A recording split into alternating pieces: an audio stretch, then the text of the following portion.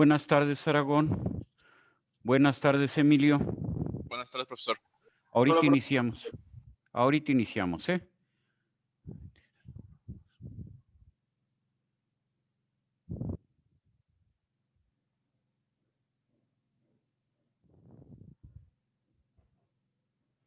Buenas tardes, Saúl. Buenas tardes, profesor. Ahorita iniciamos en 2 minutitos.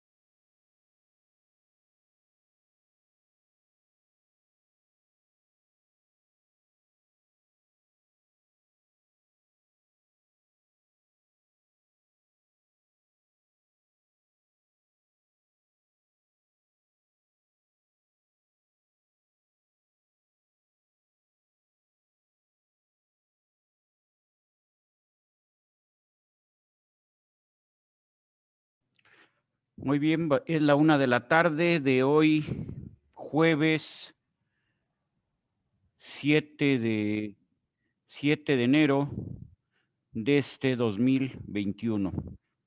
Vamos a continuar con lo que estábamos haciendo la ocasión anterior.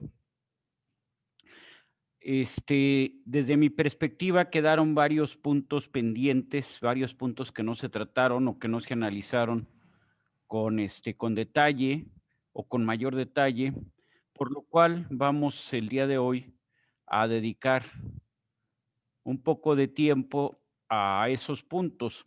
Al final, una vez que terminemos lo que está preparado para el día de hoy, vamos a ver si hay dudas con respecto al examen. Recuerden ustedes que quedamos que el segundo examen parcial se programó para el próximo jueves 14. Entonces, pues bien estaría que dedicáramos algo de tiempo a ver las dudas que se pudieran presentar. Muy bien.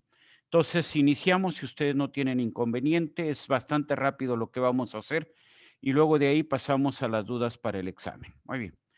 Ya estuvimos viendo todas las operaciones o aparentemente todas las operaciones que podemos hacer con el torno. Quedamos que podíamos generar superficies cilíndricas, o sea, hablar de cilindrados, superficies planas, entonces esto es hablar de refrentados, ¿sí? Podíamos generar cavidades interiores cilíndricas también, o cavidades interiores planas. Podíamos generar roscas, pero también podemos hacer algunas otras operaciones de acuerdo a los elementos con los cuales dispongamos en la máquina o herramientas adicionales a la máquina. Muy bien. Todo esto ya habíamos quedado, todo esto ya lo saben ustedes, no hay ningún problema en cuanto a estas operaciones que hemos manejado. Ahora, hablamos también del tipo de tornos. Hablamos de los tornos horizontales o paralelos, que son los comunes, los tornos de control numérico, que son tornos de producción, aunque también existen tornos de control numérico que tienen una orientación más hacia el mantenimiento o hacia el desarrollo de series únicas de piezas. Los tornos revólver, que son tornos en donde contamos con varias herramientas que se van alternando para poder generar la superficie que nosotros necesitamos. Los tornos copiadores, que lo que hacen es seguir un perfil, algo similar a lo que hacemos al cortar una llave cualesquiera para un cerrojo, para una cerradura, en donde lo que hacemos es colocar un copiador y simplemente el cortador va siguiendo la geometría de ese cortador. Y por último, los tornos automáticos. Normalmente los utilizamos para piezas muy pequeñas que se van a fabricar en grandes series. En este caso, todas las operaciones en la máquina son automáticas y están controladas normalmente a través de levas. Esos son, pudiéramos decir, aparte de esto, hablamos de los tornos verticales, por ejemplo, etcétera. Muy bien. ¿Cuáles son las partes del torno? Bueno, la parte principal es la bancada, o sea, es el soporte de todos los elementos, de todas las herramientas que lleva el torno. Luego, lo que es el cabezal de la máquina, en donde va la caja Norton o caja de engranes, la que nos permite ajustar la velocidad del husillo y también nos va a ayudar en un momento dado para poder ajustar las velocidades con las que se desplazan los carros. Entonces, fundamentalmente la caja Norton, ¿qué nos permite? Ajustar la velocidad de rotación del plato, o si lo queremos ver así, del husillo. El plato está montado sobre el husillo. Luego tenemos 3 carros, habíamos quedado, carro principal, un carro transversal y un carro auxiliar o carro portaherramienta, ¿sí? Muy bien. Tenemos el contrapunto, ¿sí? Y luego tenemos una serie de, vamos a decir, de barras en la parte delantera inferior, que son las que nos van a transmitir el movimiento para las cuerdas, cuando queremos hacer cuerdas, o para tener movimientos longitudinales, tener el automático longitudinal o transversal en la máquina. Muy bien. Luego,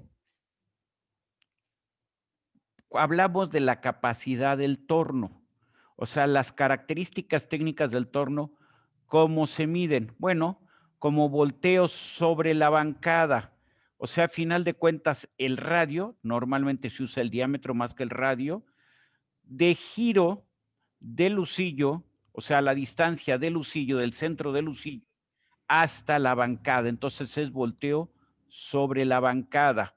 Luego hablamos de volteo sobre los carros, ¿sí? Muy bien. Y si la máquina se pudiera retirar parte de la bancada pegada al cabezal, entonces hablaríamos de volteo sobre el escote. Entonces, volteo, ¿sí? Luego, distancia entre puntos. La distancia entre puntos, habíamos dicho, es la máxima longitud de la barra que podemos montar en este torno, o sea, la máxima longitud a tornear en esta máquina. Muy bien. ¿Qué más tenemos? ¿Sí? Diámetro sobre bancada, ya quedamos, del centro del husillo al inicio de la bancada, perfecto. Diámetro sobre el escote, quedamos que en ocasiones el torno tiene escote, o sea, se puede retirar parte de la bancada, o sea, es un elemento separado, lo que vamos a decir, en la parte de la bancada que va pegado al cabezal de la máquina, ¿sí? Entonces hablamos de volteo sobre el escote. Luego, volteo sobre el carro transversal, ¿sí? Ancho de la bancada. El ancho de la bancada nos habla mucho de la estabilidad, o sea, ¿cuál es el ancho que tiene esta bancada? ¿Sí? ¿Cuál es el ancho que tiene nuestra bancada? ¿Sí? Luego, ¿cuál es la longitud del escote? O sea, si tenemos una parte de la bancada, tenemos escote en el torno, ¿cuál es la longitud que tiene este escote? O sea, ¿cuál es la parte de la bancada? ¿Qué longitud tiene la parte de la bancada que podemos nosotros retirar? Muy bien, longitud del escote. Y potencia del motor. Quedamos que las máquinas convencionales, como esta que está aquí, sus potencias son relativamente bajas. Por ejemplo, un torno que tiene 1,5 m, 1,80 m, 1,50 m entre puntos y un volteo de 18, 20, 22 pulgadas, va a tener un motor no mayor a 2 caballos, ¿sí? Ahora, esa potencia va a cambiar mucho cuando tenemos máquinas de control numérico. Una máquina de control numérico con una distancia entre puntos de 70 centímetros, un volteo de unos 30 centímetros, cuando menos va a tener unos 10 caballos de potencia. ¿Eso qué significa? Que las máquinas de control numérico pueden realizar cortes mucho más severos que las máquinas convencionales. Eso significa también que la máquina de control numérico tiene que ser más rígida, tiene que ser más robusta para poder aguantar esos cortes. Muy bien. Hablamos de la potencia. Luego, tenemos que considerar también cuánto puede recorrer, cuál es el recorrido que tiene el carro transversal. Tenemos el carro transversal, cuánto puede desplazarse, ¿sí? Luego, las dimensiones máximas de la herramienta, o sea, tenemos nosotros nuestra torre portaherramientas, perdón, discúlpenme, me fui para el otro lado. Tenemos aquí nuestra torre portaherramientas, tenemos un portaherramientas múltiple para 4 herramientas. Entonces, ¿cuál es el máximo tamaño de las herramientas o de los portaherramientas que podemos colocar en este elemento? ¿Sí? Muy bien. Entonces, dimensiones máximas de la herramienta. ¿Cuáles son nuestros avances longitudinales? Pues esos ya dependen de los engranajes que tiene la máquina. ¿Cuáles son nuestros avances transversales? Pues depende también de los engranajes que tiene la máquina. ¿Cuánto es lo que podemos recorrer en el automático en el carro longitudinal? O sea, ¿cuánto puede recorrer en el automático este carro longitudinal? Luego, ¿cuánto puede recorrer en el automático el carro transversal? O sea, el carro transversal, ¿cuánto puede recorrer en el automático con el automático? Luego, ¿cuántas roscas, sí? ¿De qué rango de roscas podemos manejar? Sean métricas, sean Whitworth, ¿sí? O sea, ¿qué rango de roscas podemos manejar? Tanto en roscas estándar como en roscas métricas. Entonces, todos estos elementos nos van a definir ya nuestras características del torno. O sea, nosotros tenemos que considerar qué piezas vamos a tornear, qué piezas vamos a trabajar en nuestra empresa para poder definir entonces cuáles son las particularidades, cuáles son las capacidades o características que requerimos de nuestra máquina herramienta. Muy bien. Entonces, ¿qué habíamos dicho? Tenemos qué parámetros, la distancia entre puntos, o sea, la máxima longitud de la pieza, la distancia C, que representa la distancia entre puntos, la máxima longitud a tornear. Luego, esta R, o mejor, esta D. R lo podemos ver como la distancia del eje del centro de rotación o del eje de rotación a la bancada, ¿sí? Y entonces, en lugar de manejarlo como R, lo manejamos como D. ¿Y qué llamamos con D? Hablamos del volteo visto o determinado en diámetro. ¿Y eso qué representa? El máximo diámetro de la pieza que podemos trabajar con este torno. Luego, ¿qué más? Entonces, la distancia entre puntos, pues la máxima longitud de la pieza que podemos trabajar. Y el volteo, el máximo diámetro de la pieza que podemos trabajar con esta máquina en particular. ¿Sí? Muy bien. Los tipos de tornos ya los hemos hablado, los tornos horizontales o paralelos, los tornos verticales. Las herramientas también ya hemos mencionado cuáles tipos de herramientas, corte a la izquierda, corte a la derecha, corte neutro, herramientas para cizallar, o sea, para trozar, tronzadores, etcétera. Muy bien. Entonces, nosotros, al hablar de nuestro torno, al hablar de nuestro proceso, más que de nuestro torno, de nuestro proceso, tenemos que definir qué herramienta necesitamos. La necesitamos corte a la derecha, la necesitamos corte a la izquierda, la necesitamos una herramienta tronzadora, la necesitamos para hacer cuerdas. ¿Qué necesitamos en nuestra herramienta en particular? Vamos a trabajar en el interior, o sea, necesitamos barras de interiores, ¿sí? Insisto, entonces, ¿qué tipo de operación vamos a realizar para así seleccionar el afilado, si lo quieren ver así, o las características de nuestra herramienta en términos generales? Luego, ¿cómo vamos a fijar, sí, la pieza? Eso lo vemos más adelante. La velocidad de corte, pues ¿de qué depende? Depende de nuestro material a maquinar y de nuestra herramienta, del material de nuestra herramienta de corte. ¿Cómo lo expresamos en metros por minuto? ¿De qué orden es cuando hablamos de aceros rápidos? Del orden de entre 10 y 40 metros por minuto. Cuando hablamos de carburo de tungsteno, por arriba de 100 metros por minuto. Evidentemente, estos valores se verán afectados si es desbaste o es acabado. Se verán afectados si es acero o es aluminio. Muy bien.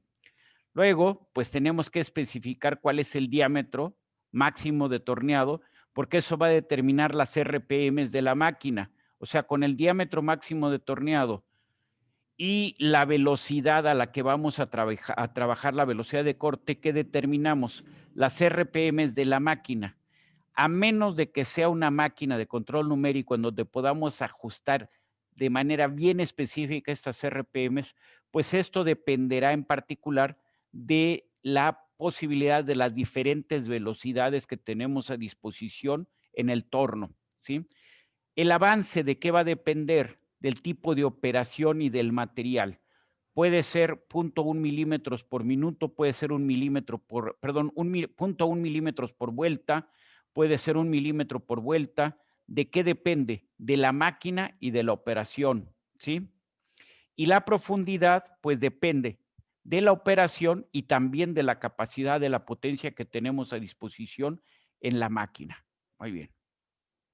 Ahora, ¿qué elementos de fijación vamos a utilizar? Pues el que ustedes utilizaron es un shock universal o autocentrante. Normalmente el shock universal o autocentrante es de cuántas mordazas, es de 3. Esto va a tener en el interior un sistema, vamos a decir, un plato con una cuerda sin fin, que al momento que se gira, al momento de ir girando ese plato, lo que hacemos es que las mordazas se cierren con la misma velocidad o se desplacen en la misma magnitud, garantizándonos entonces que van a ejercer una presión uniforme sobre la pieza que coloquemos en este caso. El plato universal o autocentrante se utiliza cuando su pieza es circular, como está aquí en la figura. Pero, ¿qué pasa si su pieza es cuadrada, hexagonal o de una geometría cualesquiera? No pueden usar un plato autocentrante, un shock universal. ¿Qué tendrían que usar? Entonces, lo que van a usar es un plato de mordazas independientes. Normalmente esos shocks de mordazas independientes son los mejores ya para un trabajo formal. ¿Por qué? Porque vamos a cerrar nuestras mordazas según nos lo pida la pieza para garantizar el centrado de esta. Ejemplo tenemos acá arriba.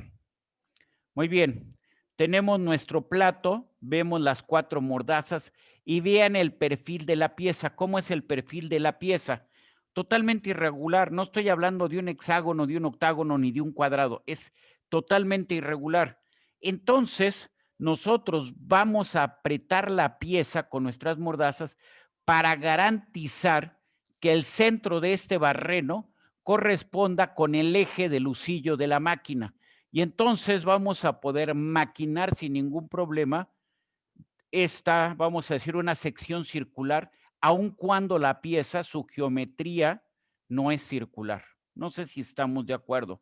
Entonces, cuando usamos un plato de mordazas independientes, cuando nuestra pieza no es circular o siendo circular, no queremos maquinar exactamente sobre el eje de la pieza. A ver, seguramente ya los hice bolas. Veamos primero la figura superior.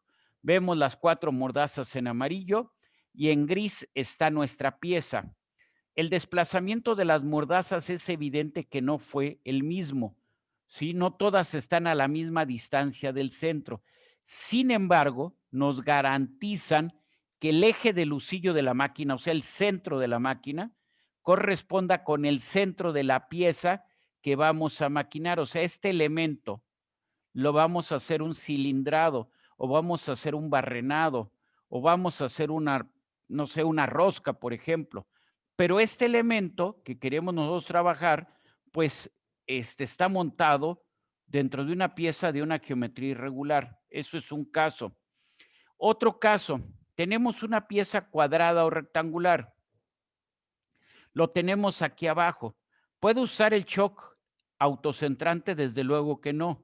Entonces, ¿qué debo de hacer? Voy a centrar, voy a colocar mi pieza garantizando que el centro de la pieza que yo voy a maquinar coincida con el husillo de mi máquina.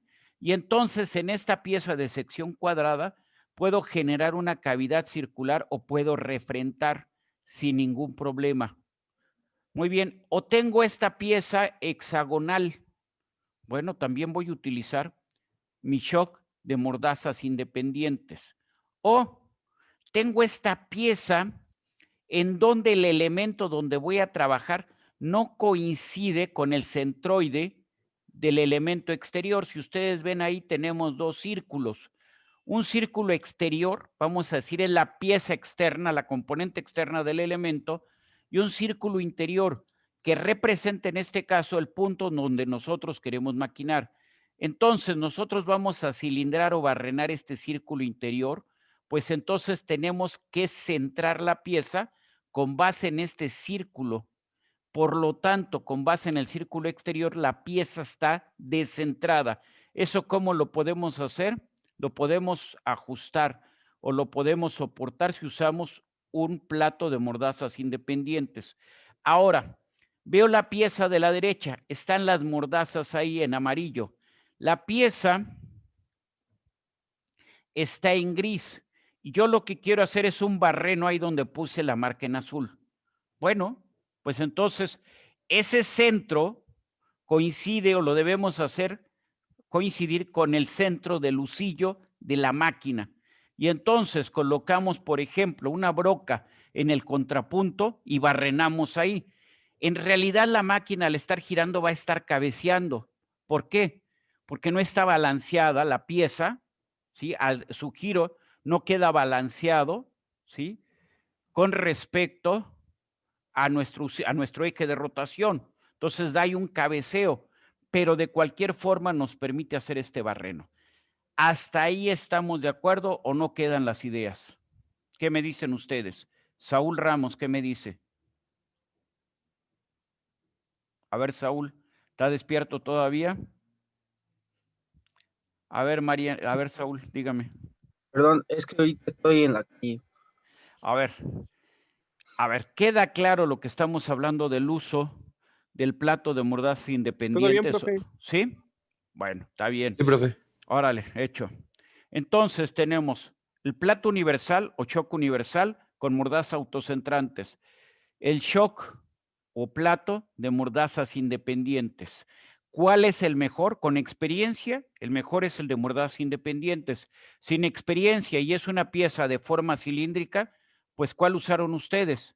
El shock universal o autocentrante, o sea, les facilitó el trabajo, pero ya en un trabajo más formal, normalmente trabajamos con el de mordazas independientes. Muy bien. Ahora, ¿qué pasa si tenemos una pieza como las que habíamos hecho el ejercicio la clase anterior? Una flecha, un eje. Entonces, podemos montarlo con el shock, ¿sí? Pero vamos a tener un problema cuando movemos, cuando tenemos que terminar de cilindrar esta pieza, ¿sí? O sea, insisto, podríamos usar el shock autocentrante, sí. El shock de 4 mordazas, sí. Pero, vamos, en este caso la fijación de la pieza se da a través de plato y perro de arrastre. En este caso estamos hablando de un maquinado entre centros. Para poder maquinar este eje, lo primero que tengo que hacer en uno y en otro lado de la flecha es generar un centro, de tal manera que este eje se monte entre un punto que está en el husillo de la máquina y un contrapunto que está precisamente montado en el contrapunto de nuestra máquina, un punto giratorio que está montado en el contrapunto de la máquina. Muy bien, entonces tenemos plato y perro de arrastre. Aquí se habla de brida. Nosotros normalmente lo conocemos como perro de arrastre. Lo vemos montado en la figura de la derecha. Tenemos el punto que ve en el husillo, tenemos el perro, que es el elemento de arrastre, o sea, Básicamente, ¿cómo está soportando? Está soportando a través de la presión generada por un elemento roscado, por un tornillo, ¿sí? Entonces, apretamos la pieza, pero ¿dónde queda montada? Queda montada exactamente aquí en el punto. Entonces, queda montada entre punto y contrapunto. Vean la figura que está en la parte inferior izquierda. Vamos a maquinar entre centros. Entonces tenemos el punto es el 1, el contrapunto es el 3, el 4 sería vamos a decir, el soporte del contrapunto y el 5 o del punto giratorio, ¿sí? Y el 5 sería el contrapunto de la máquina. Aquí tendríamos el plato y lo que no se ve es el plato y lo que no se ve es el perro de arrastre. En la figura de la derecha sí tenemos los puntos o centros del husillo, el punto que va en el contrapunto, punto giratorio, ¿sí?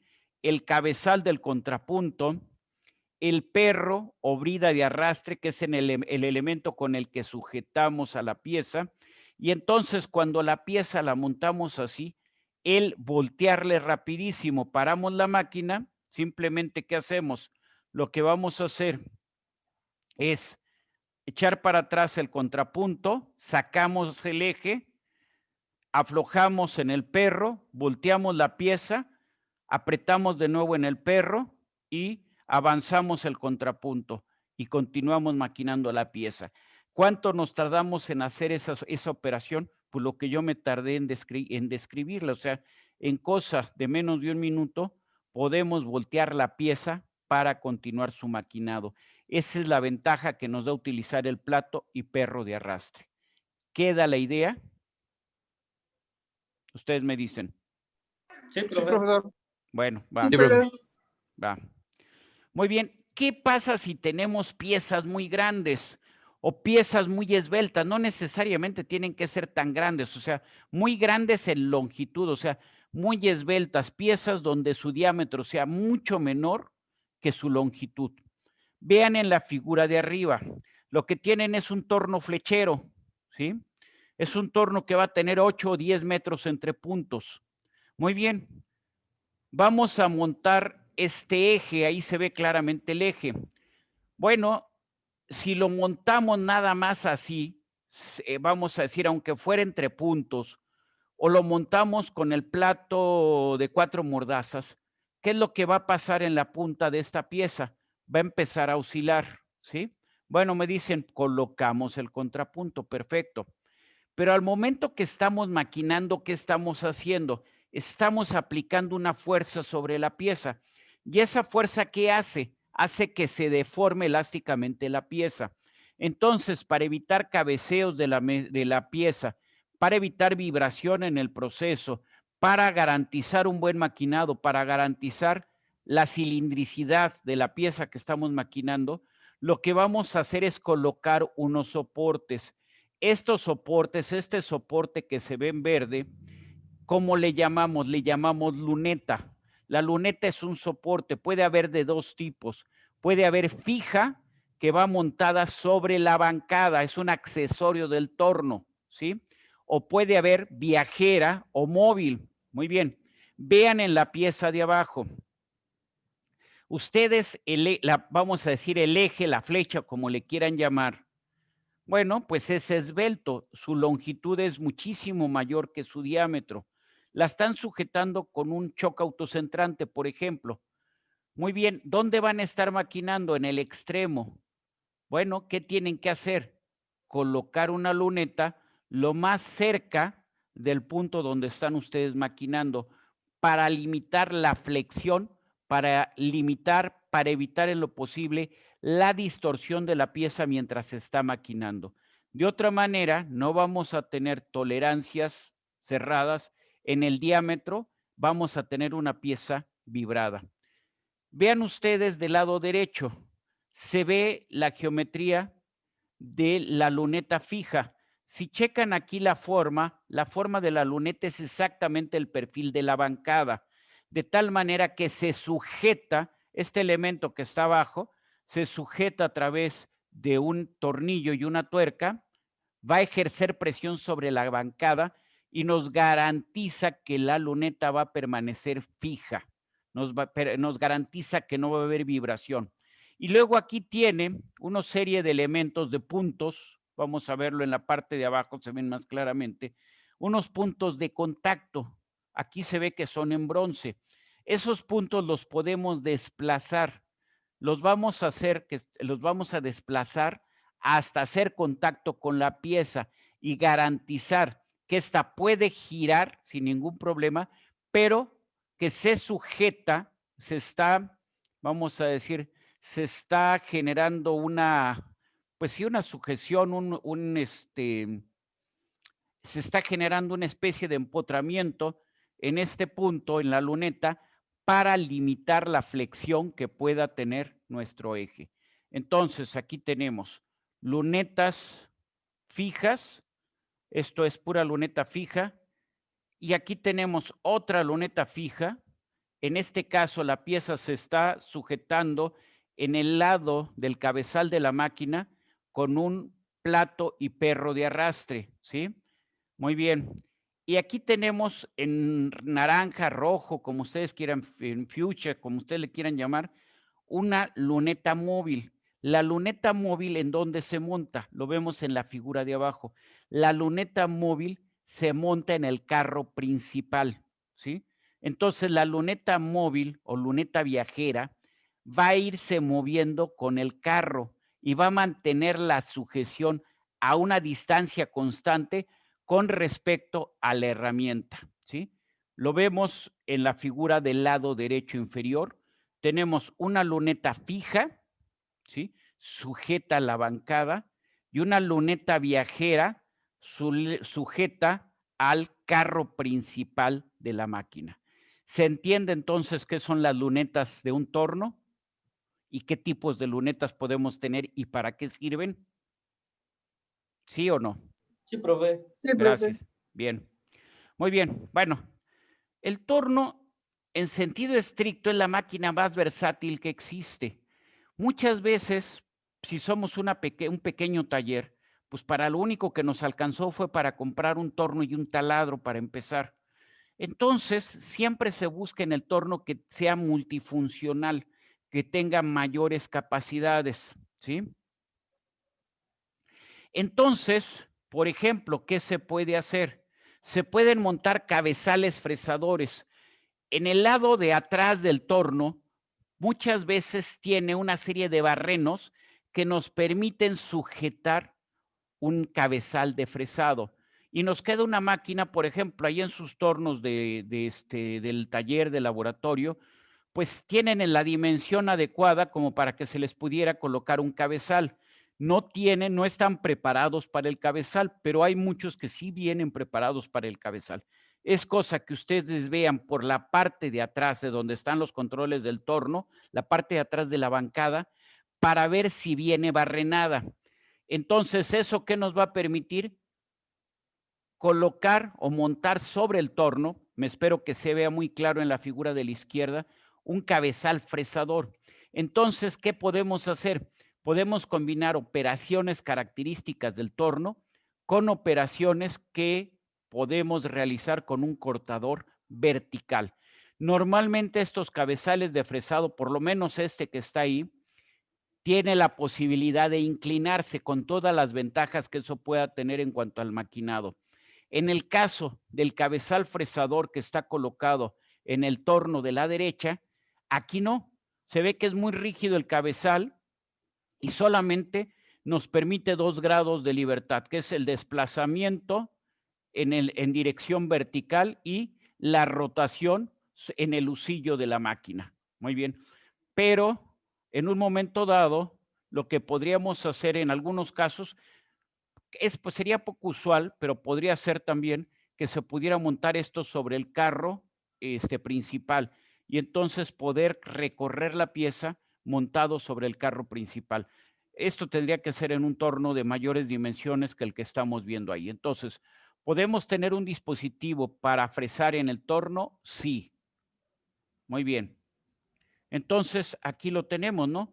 Estos son tornos horizontales con un dispositivo para fresar, ¿sí? Ahí vemos que se está sujetando a la bancada. En el de la derecha es clarísimo que está sujeto a la bancada, ¿sí? La pieza la podríamos poner entre puntos y usar el cabezal fresador, por ejemplo, para barrenar la pieza perpendicular al eje que pudiera tener esta. Entonces tenemos cabezal fresador a la derecha, ¿sí? Fijo a la bancada, y el de la izquierda aparentemente también está fijo a la bancada. Ninguno de los dos, por lo menos, no se ve, ninguno de los dos se puede inclinar. El único movimiento que pueden tener es de subir y bajar. Muy bien. Entonces, dispositivo de fresado para el torno. Pero no solamente se puede colocar ese dispositivo en el torno, también se puede rectificar en un torno, ¿sí? Entonces, esto normalmente no es un accesorio, sino se compra por separado, igual que el dispositivo fresador. Entonces, se puede colocar un cabezal de rectificado en el torno. Entonces, la pieza, por ejemplo, la montamos entre puntos o entre un shock universal y el contrapunto. Y entonces, nosotros podemos ir rectificando la pieza, podemos rectificar una cierta, vamos a decir, hacer un rectificado cilíndrico sobre la pieza, sobre una cierta sección de la pieza. El elemento rectificador, aquí lo tenemos, entonces, ¿qué posibilidades tiene? Bueno, a final de cuentas, la rotación de la piedra o del elemento, vamos a decir, abrasivo, del dispositivo abrasivo, ¿sí? Y un movimiento a lo largo, va a tener otro movimiento, es a lo largo del eje del torno. ¿Para qué? Para que podamos rectificar una cierta superficie dentro de la máquina. Entonces, esas son operaciones y accesorios que podemos tener en un torno. ¿Hay alguna duda? ¿No? Si no hay ninguna duda, complementamos lo que habíamos visto en las fresadoras. Las fresadoras pueden ser verticales, o sea, el cabezal de fresado es vertical, o pueden ser horizontales, ¿sí? A final de cuentas, el cabezal de la máquina es horizontal y entonces el husillo de corte o las herramientas de corte se van a colocar sobre este husillo y van a ser herramientas de tipo horizontal. Fresadoras verticales y horizontales. En ocasiones las fresadoras verticales permiten que se incline el cabezal y eso nos permite generar otro tipo, vamos a tener mayor variedad en cuanto a las superficies que se puedan obtener. El caso extremo es que el cabezal en la fresadora vertical se puede inclinar 90 grados y en ese momento lo que podemos colocar es una herramienta de corte circular. Entonces, la fresadora puede trabajar como fresadora vertical y a la vez puede trabajar como fresadora universal. Cuando la máquina puede trabajar tanto vertical como horizontal, se les llama fresadoras universales. Muy bien. Normalmente, vamos a decir, la mesa de la máquina tiene dos movimientos, habíamos dicho, longitudinal y transversal, X y Y. Y vamos a decir, la bancada de la máquina, lo que nos permite es un movimiento axial, o sea, un movimiento en el eje Z. Lo vemos en la otra máquina, el husillo está fijo, pero el bastidor lo que sería la bancada de la máquina se puede desplazar verticalmente y la mesa se puede desplazar longitudinal y transversal. Muy bien. Eso nos habla de la mesa. Ahora, para cuando vamos a seleccionar una fresadora, ¿qué debemos de considerar? Pues sobre todo la aplicación. Aplicación me estoy refiriendo a qué tipo de superficies vamos a generar, ¿sí?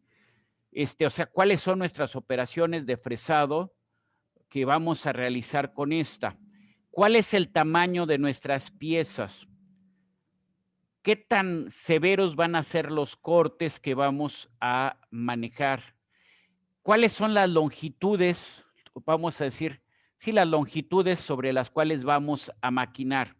Entonces, dependiendo de las longitudes, dependiendo de la severidad de los cortes, dependiendo de la geometría de las piezas, vamos a seleccionar el tipo de fresadora que nos garantice la óptima producción de nuestras piezas.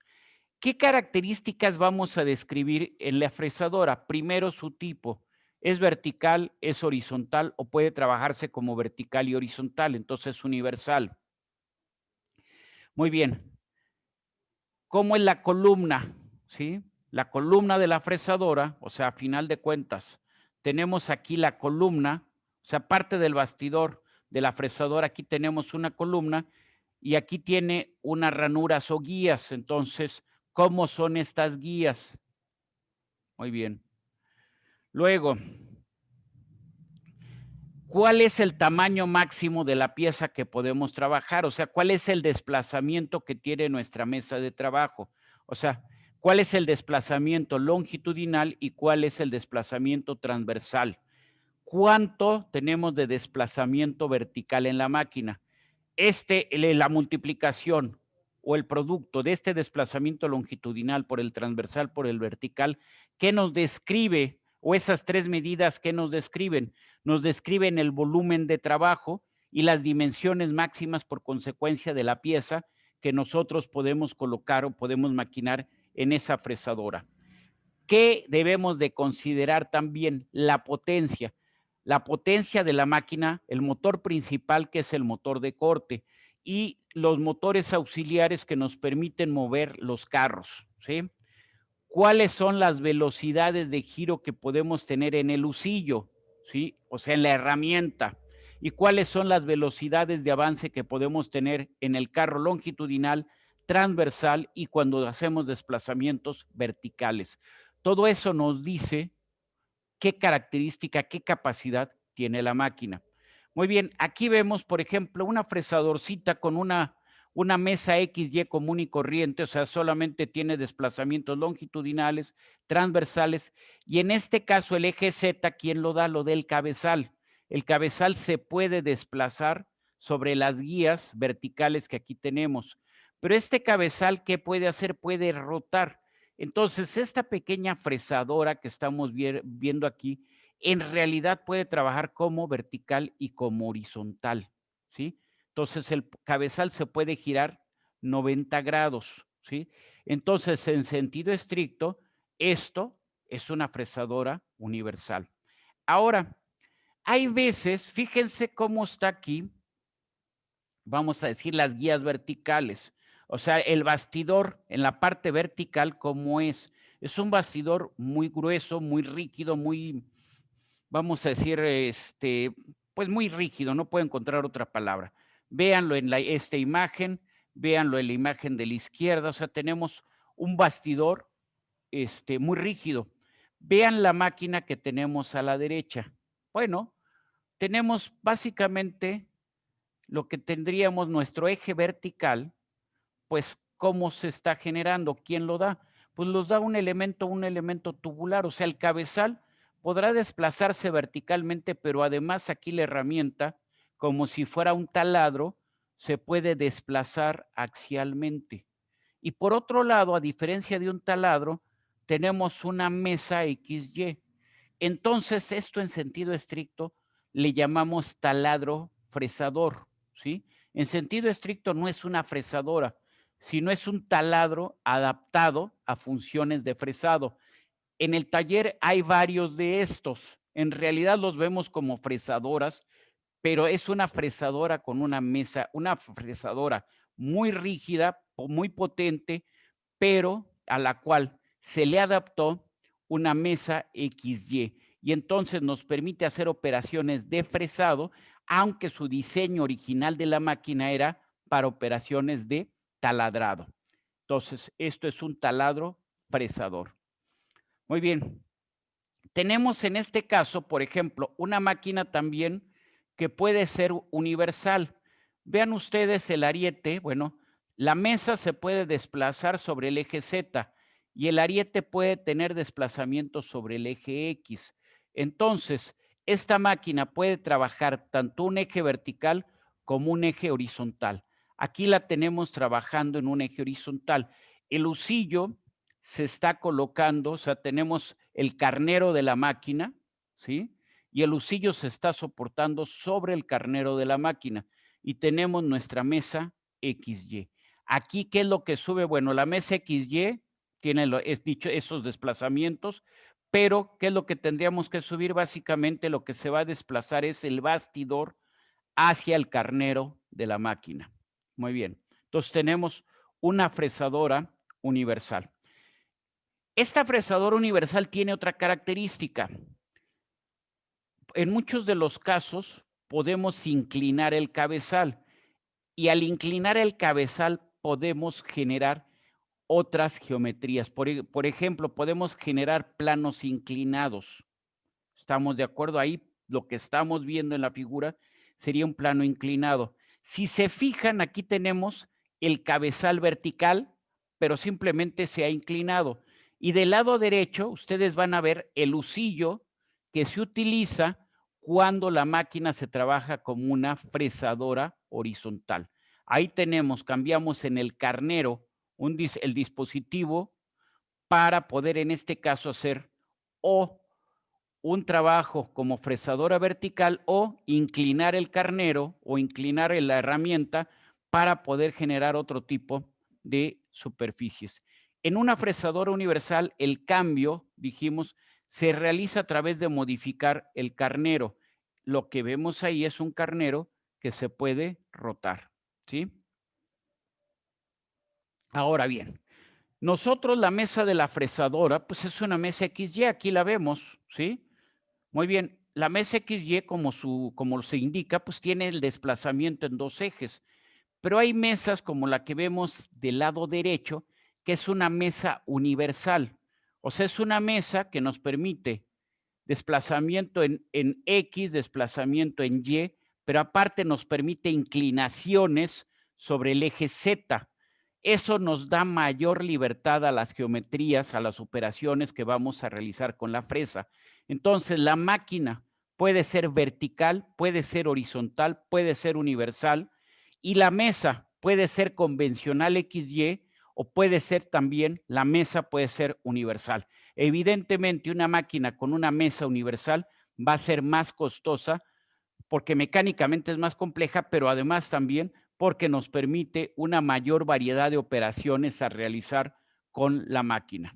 Entonces, muy bien, tenemos aquí las partes de la fresadora, corredera o carnero superior, ¿sí?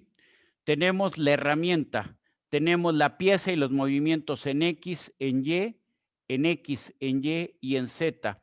El soporte de la máquina, el bastidor o base de la máquina, ¿sí? Lo que sería el soporte de la mesa o la silla, ¿sí? Muy bien. En el caso de que fuera vertical la fresadora, tenemos la columna de la máquina, el bastidor de la máquina, tenemos el cabezal de la máquina, que es sobre el cual va a ir el husillo, tenemos nuestra mesa de trabajo, X, y esa mesa de trabajo normalmente permite también el movimiento en Z. Tenemos la rodilla, que es el elemento que está soportando a la mesa.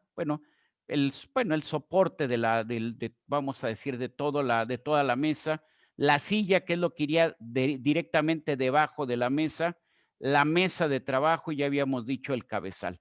Ahí tenemos las partes de una fresadora, tanto horizontal como vertical, ¿sí? Aquí vemos la mesa, el volante, que nos permite movimientos de aproximación. Nosotros tenemos lo que es el cabezal de fresado, el bastidor, que sería toda la estructura, y el carnero, que sería la parte superior de la estructura, el zócalo, que es el soporte, ¿sí? La parte de la base de la máquina. Muy bien. Ahí tenemos toda la estructura de la máquina. Tenemos nuestro cabezal o nuestro carnero. Sobre el carnero va montado el husillo, va montado el sistema de maquinado con su motor, su sistema de engranajes, su husillo, la mesa. Esta mesa ya quedamos que permite X, Y y movimiento. Aquí tenemos la palanca para Z, tenemos el movimiento en Y y tenemos el volante para el movimiento en X. ¿Estamos de acuerdo? Muy bien. Ya sabemos qué operaciones podemos hacer con esta. Todas las operaciones que podemos realizar ya lo comentamos anteriormente. Muy bien. Las operaciones con cortadores horizontales, con cortadores verticales también ya lo estuvimos viendo. En el caso del horizontal, por ejemplo, las posibilidades de hacer engranes de dientes rectos. Si la mesa se inclina, podemos hacer engranes con dientes helicoidales, o sea, dependiendo ya de, vamos a decir, las facilidades de la fresadora, va a ser la versatilidad de las piezas para las piezas que podemos hacer. Ahora, ¿cómo vamos a sujetar las piezas? ¿Sí? Bueno, estos son movimientos primero. La fresadora normalmente tiene 3 ejes, X, X, Y, longitudinal X, transversal Y, vertical Z. 4 ejes cuando tenemos los 3 anteriores y hay una rotación. Por ejemplo, tenemos una mesa giratoria y podemos ir rotando la pieza para ir generando una geometría más compleja. O como ya lo habíamos visto en la clase anterior, una máquina en donde tenemos el movimiento en X, el movimiento en Y, el movimiento en Z, rotación alrededor del eje Z y rotación alrededor del eje X. Eso representa una máquina con 5 grados de libertad o 5 ejes. Muy bien. Entonces, tenemos 3, ahí están los 3 ejes, y en este caso tenemos 5 ejes, en esa que tenemos ahí. A la izquierda 3, a la derecha 5 ejes. Muy bien. Ahora sí es lo que quería iniciar hace un minuto. ¿Cómo vamos a sujetar las piezas? Pues normalmente lo que vamos a usar son prensas. Hay prensas normales o sencillas o simples, que son prensas de tornillo. Muy bien, en estas que puede cambiar el ancho de las mordazas en función de la pieza que vamos a sujetar. Pero hay prensas que se pueden girar, que permiten tener un grado de libertad, que es la rotación, y eso nos amplía las posibilidades de la prensa. La calidad de la prensa también se traducirá en la calidad del maquinado.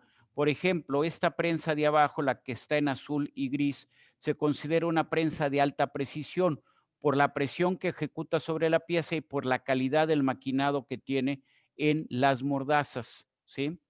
Muy bien, entonces ahí tenemos prensas. Ahí tenemos mesas giratorias.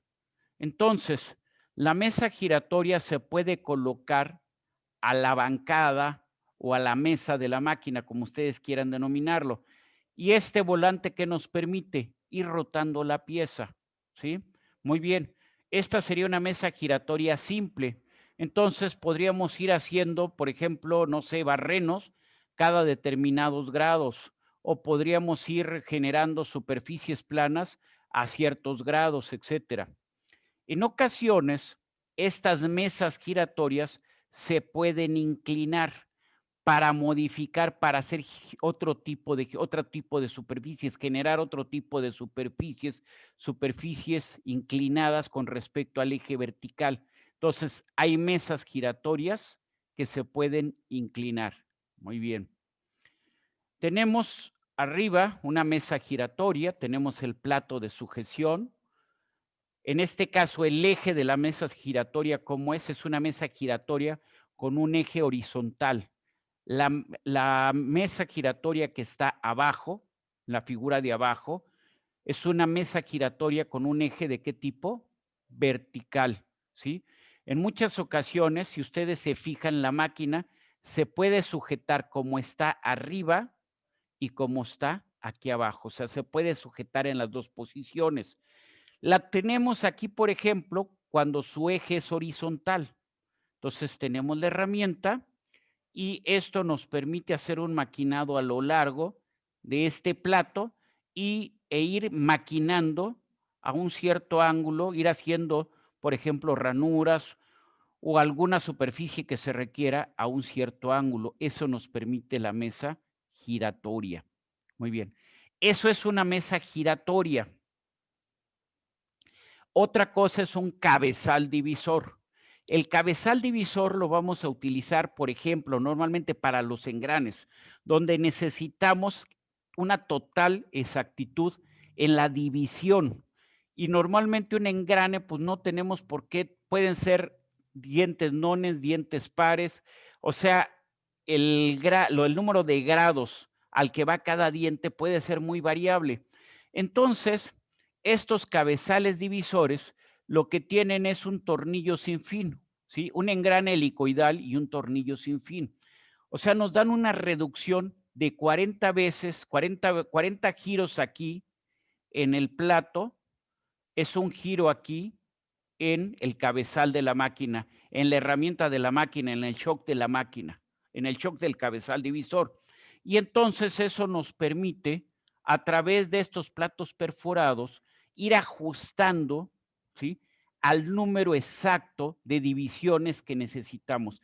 Necesitamos 17 divisiones, entonces eso lo tendremos que ajustar con base en las perforaciones, en donde colocamos el seguidor con respecto a las perforaciones. Arriba se ven un plato perforado y con cuántas líneas, 1, 2, 3, 4, 5, con 6 líneas de barrenos. Entonces, a lo mejor en el primer círculo hay 12 barrenos, en el siguiente hay 17, en el siguiente hay 25 y en el último hay 47. Entonces, estos nos permite dividir de manera exacta el círculo, ¿sí? De tal manera que todos los dientes que fabriquemos en el engrane tengan exactamente las mismas dimensiones. Nos permite una división exacta para cualquier número de los 360 grados que corresponden a una rotación de el husillo. Muy bien. Si entonces nosotros el cabezal divisor normalmente viene con varios platos de barrenos para ajustarnos al que nos convenga de acuerdo a la división que necesitamos. Muy bien. Aquí en esta imagen se ve el cabezal divisor con todos sus elementos, que son varios platos con círculos, el shock y su contrapunto. Lo primero que tenemos que ver, que verificar, es que el punto y el contrapunto estén perfectamente alineados. ¿El cabezal divisor de qué consiste? Es un tornillo helicoidal con un engrane, ¿sí? ¿Esto qué nos permite? Hacer, insisto, normalmente 40 vueltas aquí en el cabezal sería una vuelta aquí en el husillo. Muy bien. Una disculpa, me Mándeme perdí usted. un poco. A ver, ¿Qué función tienen las perforaciones en el plato? que ustedes puedan, si quieren, luego les preparo un ejercicio de eso, que ustedes puedan para cualquier ángulo tener una división exacta. Es lo que les permite. Por eso yo decía, a lo mejor ustedes ahorita dicen, bueno, pues si son 4 lados, pues no es problema, ¿no? Pero normalmente, ¿qué pasa si en lugar de 4 ahorita les digo que van a hacer un engrane de, no sé, de 37 dientes, ¿sí? Bueno, pues entonces tendríamos que ver 360 entre 37 de a cómo nos da. O sea, que los hoyitos son como referencia. Así es, exactamente. Nos da una división de 9.73 grados, ¿sí? Entonces, los hoyitos son las referencias. A final de cuentas, lo que vamos a buscar es un valor que nos permita hacer una división exacta. Y entonces, a final de cuentas, nosotros lo que vamos a ir es desplazándonos, poner este elemento sobre el círculo que nos interesa y irnos desplazando un cierto número de hoyitos sobre el plato para garantizar que en este caso podamos dividir entre 37, o sea, que cada vez que giremos 9.73 grados. Eso es para lo que nos sirve los barrenos en estos, lo que sería en esos platos perforados, ¿sí? No sé si va la idea. Sí, Entonces, profe. nos da la referencia y entonces nos permite hacer una división exacta de nuestro círculo, ¿sí? Y esto se conoce como cabezal divisor, ¿sí? Y entonces, ¿cuándo lo usamos? Cuando necesitamos divisiones exactas en un maquinado. Lo más común para aplicar el cabezal divisor es cuando vamos a maquinar un engrane, ¿Podríamos, profesor, poner un perno para detener la manivela en ese lugar o sería algo completamente incorrecto de hacer? A ver, o sea, ponerle un perno adicional, porque aquí esto lleva un pernito, ¿sí? Ok, sí lo tiene. Ahí lo tiene, sí, sí, lo tiene. O sea, esta Solo es cosa, empujar el mango. exactamente, se le empuja el mango, se echa para atrás el mango, se mueve el número de barrenos que necesitamos y se vuelve a empujar hacia adentro y nos da el giro exacto, ¿sí? Entonces, vamos a Ya. suponer que tuviéramos, que dividir algo más sencillo. Son 36 dientes, entonces cada 10 grados. Entonces, lo que tendríamos que hacer es buscar algo, ¿sí? Si tenemos una relación de 40:1, entonces yo doy una vuelta aquí y una vuelta completa aquí en este círculo sobre donde están los barrenitos es 40:1, 40, 360 entre 40, ¿qué son? Son 9 grados, ¿no? 360 entre 40, que es la reducción, son 9 grados. Entonces, un giro completito sobre el disco nos daría 9 grados, pero necesitamos un grado más. Entonces le damos un círculo, damos una rotación completa de este pivote, de este elemento, ¿sí? Un giro completo tenemos 9 grados. Y luego lo que buscaríamos es dentro de todos los círculos de barrenos, uno que nos dé exactamente entre barreno y barreno, nos dé el grado que necesitamos, ¿sí? Nos permite hacer, por ejemplo, voy a suponer que hay un disco, uno de los círculos tiene 20 barrenos.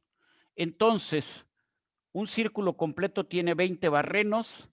Cada barreno, a ver, déjenme ver, tendríamos que tenerlo algo. Cada barreno me vendría quedando, serían 40 y luego entre 20 sería 80, 360 entre 80. Muy bien, no me da 4.5. Tendría que ser un círculo, por ejemplo, a ver, que me diera un grado nada más. Lo que necesitamos es un giro completo, que son 9 grados. O sea, un giro completo aquí en el dispositivo son 9 grados de giro aquí a la salida. Son 9 grados de giro aquí en donde está el shock. Y yo dije que necesitábamos girar 10 grados, entonces necesitamos buscar dentro de los barrenos, o sea, dentro de estos círculos que tienen, cuál círculo nos permite girar exactamente un grado. Eso es lo que tendríamos nosotros que buscar. Entonces, se me ocurre, por ejemplo, aquí voy a utilizar, decía, que tiene en el plato A, el último círculo tiene 20. Muy bien. 20 por 40 son 800, ¿no? Y entonces tengo 360 entre 800. Muy bien, muy bien.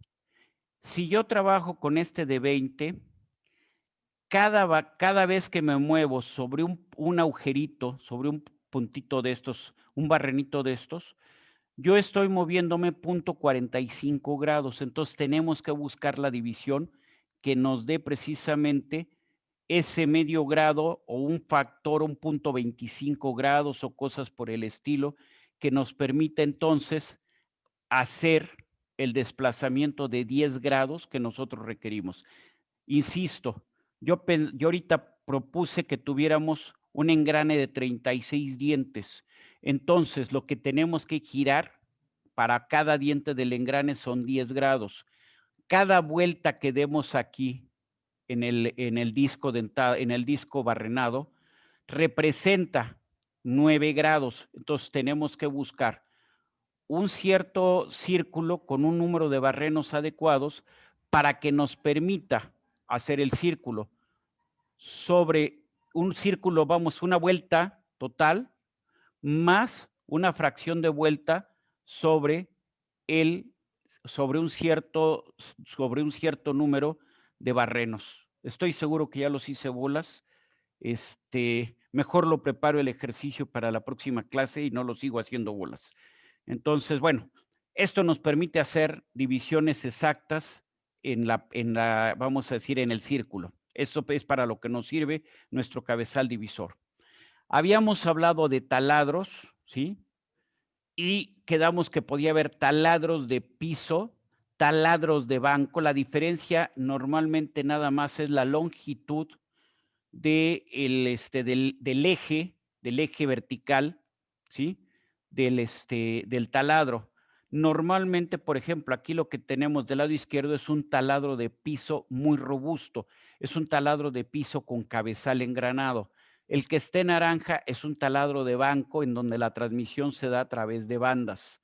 O sea, es más o menos lo que se ve aquí en la figura de la derecha. O sea, la transmisión se da a través de banda y polea.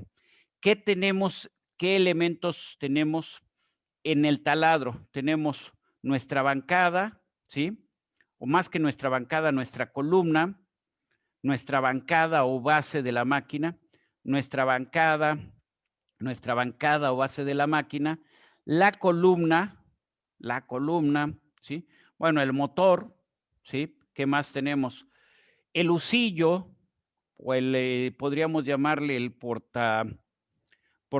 el broquero, ¿sí?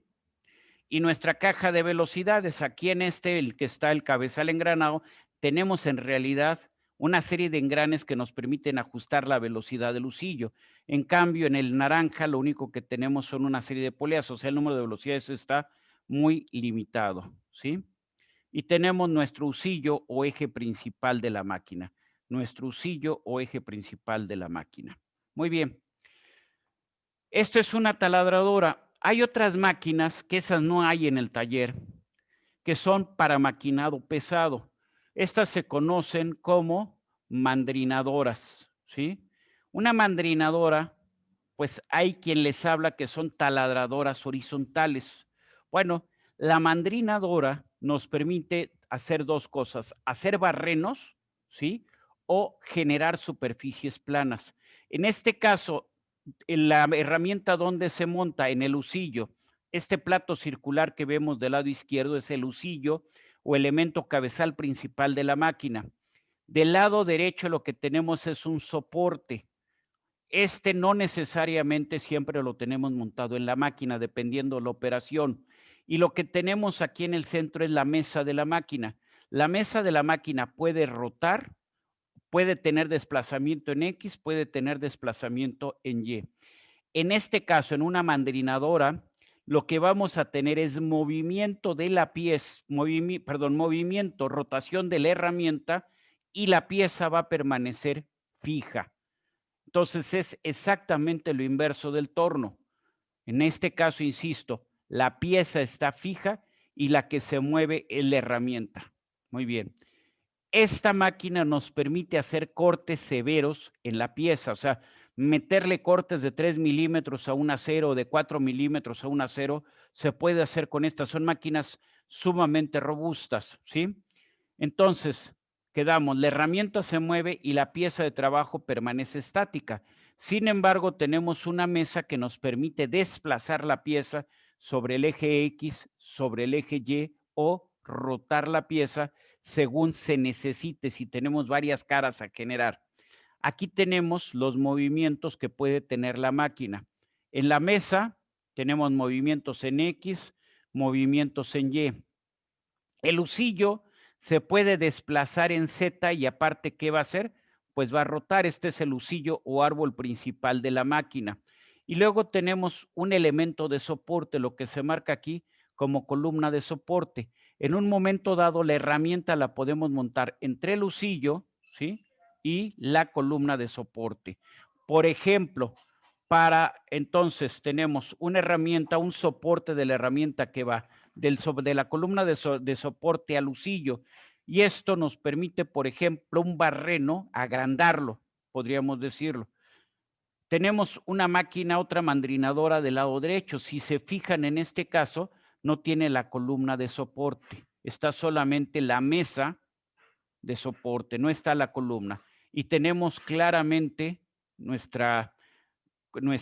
vamos a decir, nuestro cabezal principal nuestro husillo y vemos que el husillo se puede desplazar, o el cabezal principal, más que el husillo, el cabezal principal se puede desplazar hacia arriba o hacia abajo. Muy bien. Aquí tenemos la máquina, cabezal principal, columna de soporte, mesa portapiezas, y aquí vemos un maquinado típico que podemos hacer en una mandrinadora. Podríamos hacer los diámetros interiores, el cilindrado interior, sí. ¿Podríamos hacer el refrentado de estas caras? Sí. O sea, podemos ser cilindrados y refrentados, ¿sí? Podemos generar superficies cilíndricas y superficies planas. ¿Queda la idea? Ahí tenemos la mandrinadora, por ejemplo, es una mandrinadora que tiene un desplazamiento en X de 1.6 metros, en Y de 1.12 metros, en Z de 90 centímetros, ¿sí? Puede trabajar a 1120 RPM y la mesa soporta hasta 3000 kilogramos. O sea, una pieza de 3 toneladas la podemos colocar en esta mesa. O sea, las mandrinadoras son máquinas para trabajo pesado, ¿sí? ¿Alguna duda en lo que es una mandrinadora? Ahí, por ejemplo, tenemos el husillo que se ve al fondo. Sobre el husillo montamos una barra y sobre la barra tiene que haber una herramienta. ¿Qué estamos haciendo en este cilindro? Estamos ajustando un diámetro interior, seguramente, ¿sí? Entonces, simplemente el radio al que va a estar la herramienta nos permite ajustar el diámetro interior. Este cilindro, ¿dónde lo estamos montando? Sobre la mesa de trabajo. Si se fijan, en este caso no está la columna de soporte. Muy bien. ¿Alguna duda de lo que es una mandrinadora? No, profe. ¿No? Todo Muy claro, bien. profesor. Bueno. Cepillos. Ahí en el taller tenemos un cepillo. Los cepillos son máquinas, herramientas en desuso. ¿Por qué? Porque están muy limitadas en cuanto a sus operaciones. Los cepillos pueden ser solamente de dos tipos. De codo, que son los que aparecen ahí en la imagen, y de mesa, que son para el maquinado de superficies muy grandes. En este caso tenemos una herramienta monofilo, ¿sí? Que se va a colocar sobre una prensa, se va a sujetar con una prensa como se ve aquí, y se va a colocar sobre la mesa. La mesa tiene movimientos en X, perdón, en X no, en Y, discúlpenme, transversal puede tener el movimiento de la mesa y vertical, ¿sí? Entonces eso nos permite en general producir superficies planas. ¿Cuál es la característica de esta máquina? Limitada en cuanto a su aplicación y limitada en cuanto a su productividad. Entonces, vean del lado izquierdo, está la mesa y tiene un soporte del lado izquierdo y entonces la mesa la podemos ir moviendo sobre el eje Y. El movimiento en X, ¿quién lo tiene? Lo tiene el ariete de la máquina, ¿sí? Muy bien. Entonces, ¿cuáles son las partes de la máquina? Tenemos el ariete o cabezal, que es el que lleva a cabo el corte, donde se monta la herramienta de corte, la mesa, que es donde montamos la pieza. Esto, el movimiento es a través de un sistema parecido a una polea. Lo que nos da es un movimiento, un desplazamiento longitudinal a una velocidad 1 en corte y a una velocidad 3 en retroceso, ¿sí?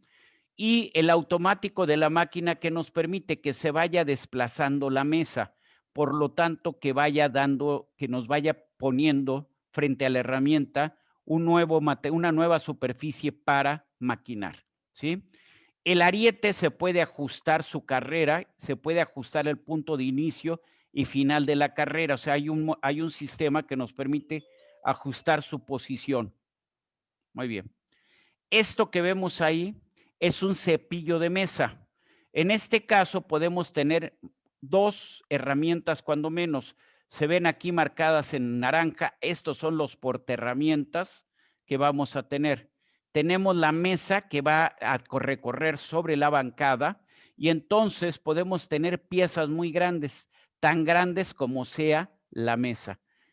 Un cepillo de mesa va a tener varias herramientas, entonces el corte se acelera. ¿Para qué nos sirve? Para generar grandes superficies planas, ¿sí? Entonces tenemos la mesa, ¿sí? ¿Quién se mueve? Las herramientas permanecen fijas y lo que se mueve es la mesa, o sea, lo que se mueve es la pieza. La mesa se mueve ¿sobre quién? Sobre la bancada y el bastidor que soporta los portaherramientas, o sea, los cabezales donde se colocan las herramientas. Este es un cepillo de mesa. Muy bien. Ahora, hay mortajadoras, ¿sí? En este caso, lo que tenemos es que el ariete se desplaza verticalmente. La pieza se coloca aquí abajo y el ariete se desplaza verticalmente. Muy bien. Hay mortajadoras, hay escoplos. Muchas veces se usa indistintamente el término de mortajador y escoplo y también el término de cepillo vertical. Nos permite generar ranuras, ¿sí? Entonces, aquí tenemos la amortajadora. ¿Qué está haciendo? El ariete de la máquina, ¿cómo es ahora? Vertical. El carnero de la máquina es vertical.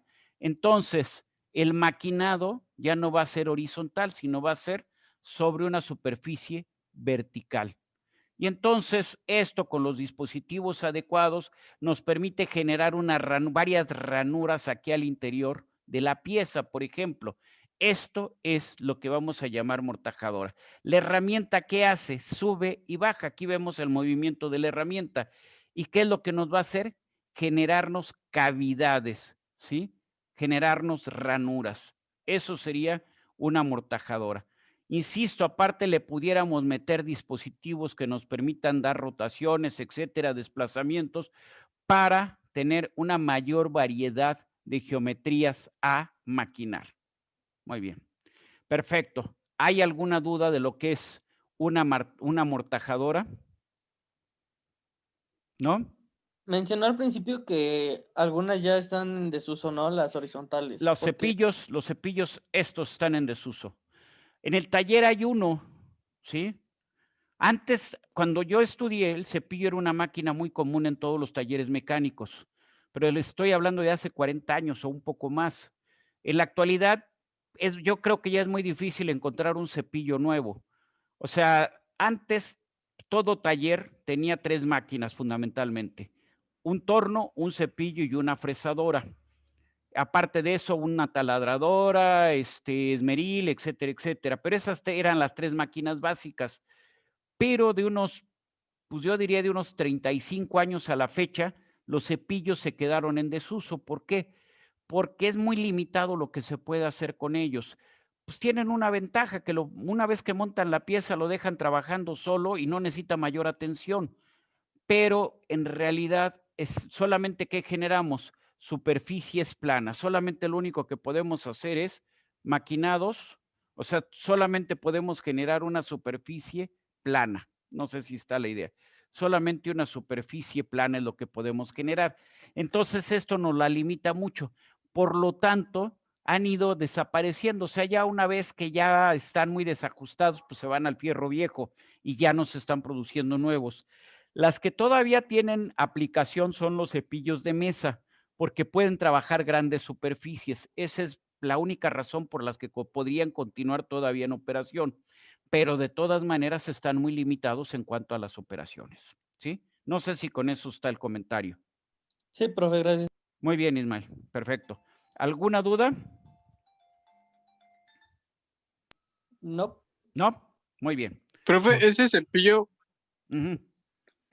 profe, Sí, dígame. el cepillo es cuando igual le ponen, he visto que le ponen como un disco de esmeril y también, ¿es ese también No, que ponen como para rectificar? no, el cepillo, realmente el portaherramientas del cepillo es prácticamente el mismo que el que se usa en el torno, ¿sí?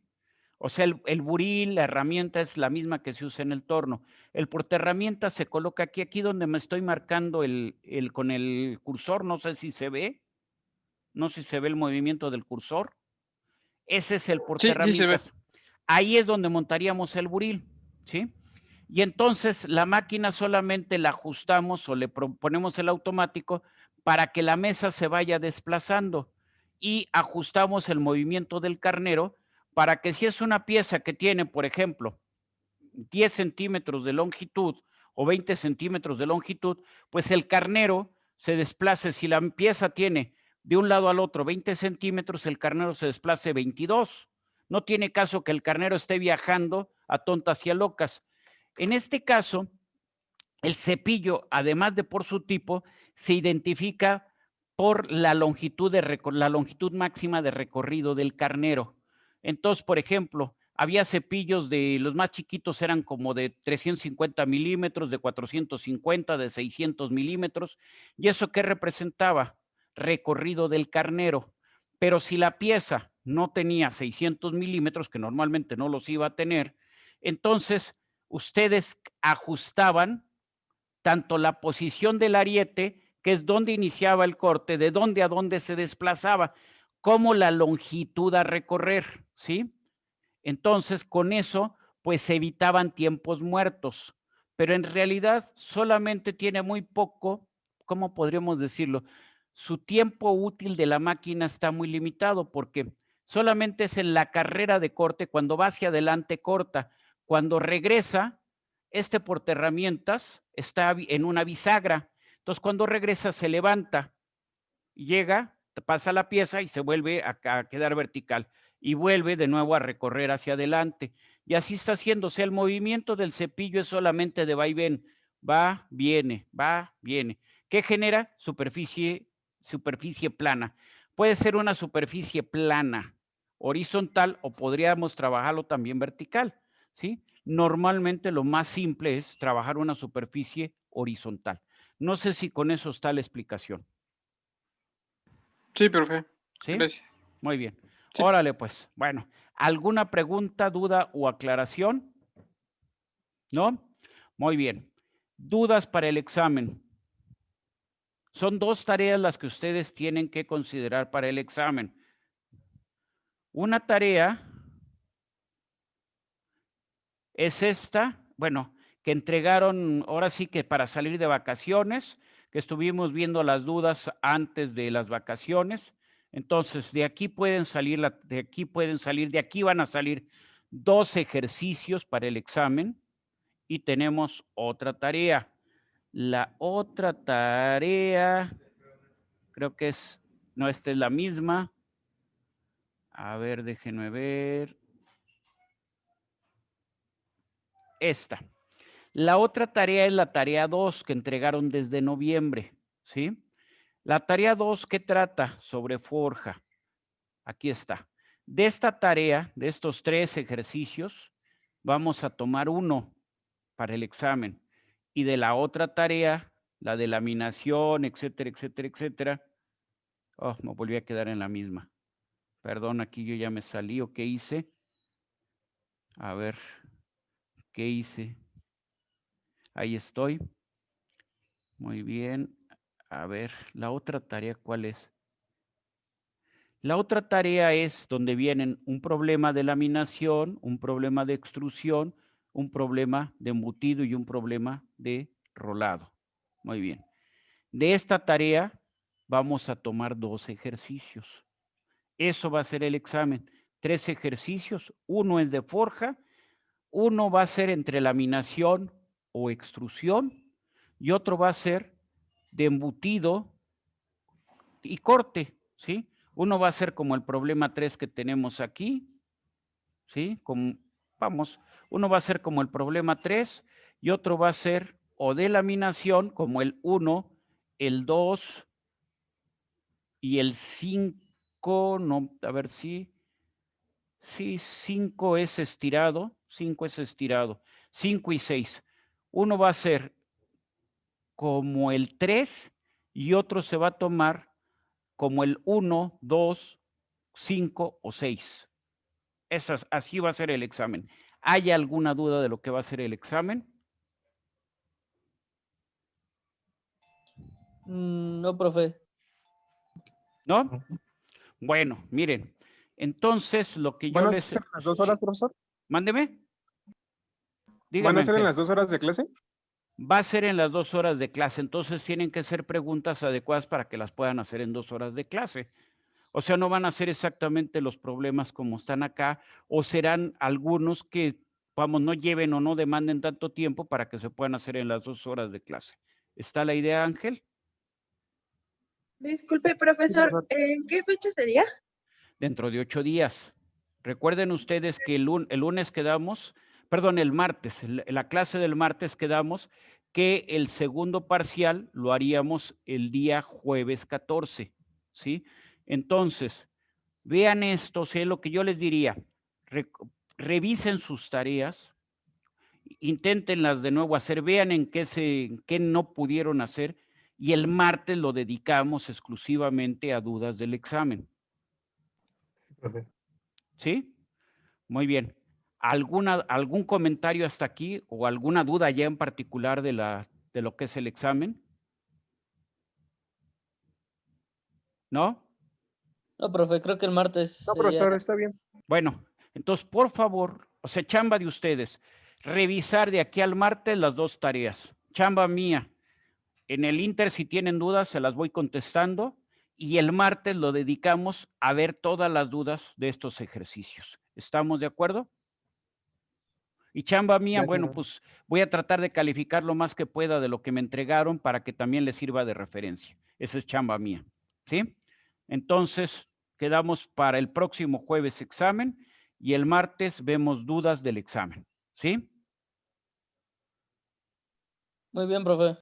Vale, pues. Bueno, lo dejamos Gracias, aquí. profesor. Lo dejamos aquí, no se trata de estarlos aburriendo nada más o estarles, no se trata de hacerlos perder el tiempo. Bueno, lo dejamos aquí y nos vemos el próximo martes. Pásenla bien, buen fin de semana, cuídense mucho y estamos en comunicación. Hasta luego. Hasta luego, profe. Hasta luego, bye. Gracias, profesor. Hasta luego, profesor. Gracias, cuídense mucho, hasta luego, bye. Hasta luego, profe. Una duda rápida. Dígame usted. ¿Dónde podríamos ver más ejemplos o ejercicios de esta materia? A Porque en ver, materias AP me ha metido y todo eso, pero he visto A ver. más de... ajá, a ver, chéquele.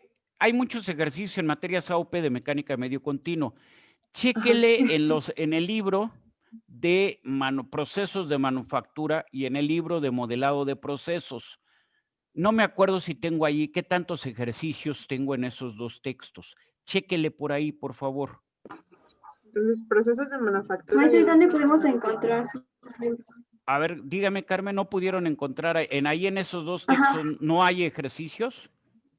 No, digo que ¿dónde podemos encontrar sus libros? ¿Dónde pueden ustedes encontrar en materias AOP en los textos de procesos de manufactura y de modelado de procesos de manufactura?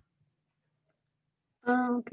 ¿Sí? ¿Las diapositivas? ¿Se refieren a las diapositivas? Ah, bueno, no, diapositivas tienen que Porque estar ahí hay un libro, ¿no? Tiene un libro. Ajá. Sí, ese es el libro que tengo en materias AUP y las diapositivas tienen que estar ya publicadas.